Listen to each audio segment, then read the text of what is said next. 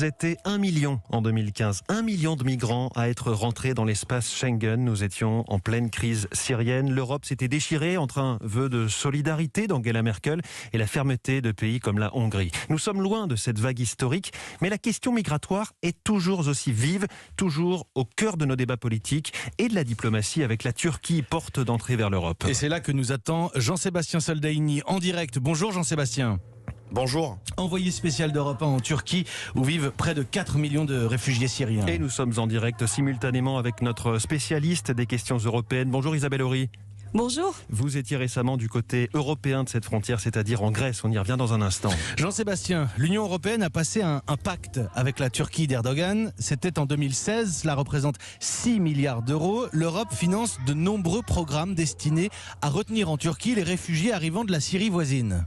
C'est ça, tout est fait pour les ancrer au sol turc à long terme. Ça commence par l'éducation. Il faut intégrer les enfants syriens au plus vite dans le système scolaire et donc dans la population. C'est le but du programme Concern que coordonne Erin Wall dans la ville de Şanlıurfa.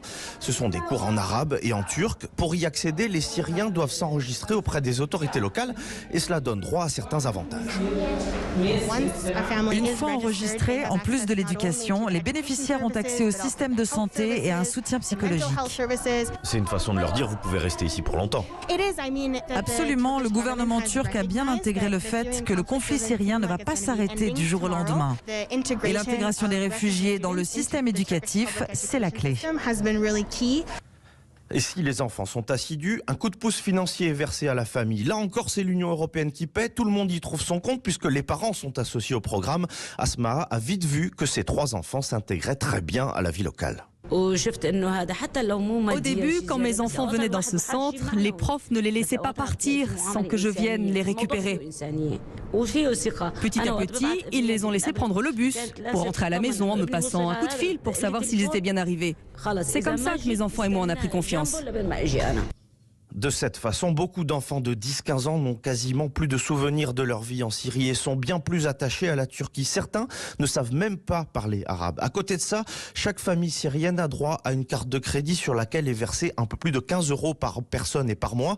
C'est encore un programme financé par l'Union européenne, du cash qui permet de payer loyer, facture, ce qu'ils veulent. Seule condition pour en bénéficier, s'enregistrer auprès des autorités. Jean-Sébastien, est-ce que pour autant les réfugiés syriens renoncent à se rendre en Europe ? Pas du tout, enfin pas pour tous. Une autre ONG financée par l'Union européenne reçoit chaque jour des demandes de conseils pour aller en Europe.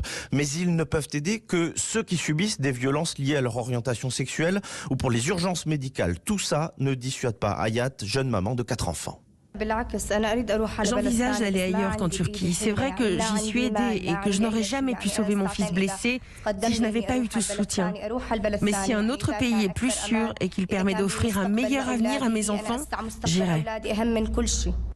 Comme elle, beaucoup s'estiment heureux de leur sort, mais malgré l'aide qu'ils y reçoivent, elle est mince, mais elle existe, ils ne considèrent la Turquie que comme une étape.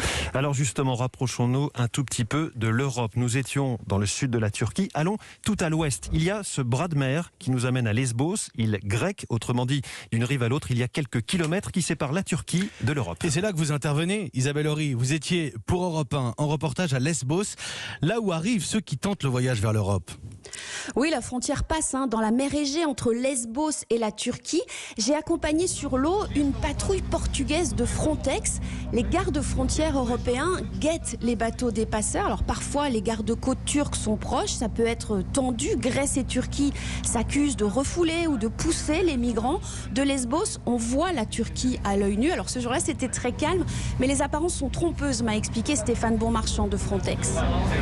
Quelques minutes, quelques heures, tout peut basculer. La configuration géographique est telle qu'il faut, dans certains endroits, moins de 20 minutes entre le départ et l'arrivée sur les côtes. C'est pour ça que nous sommes là, avec un dispositif qui est dissuasif. Parfois, certains migrants arrivent à passer au travers du filet, mais beaucoup moins qu'au préalable.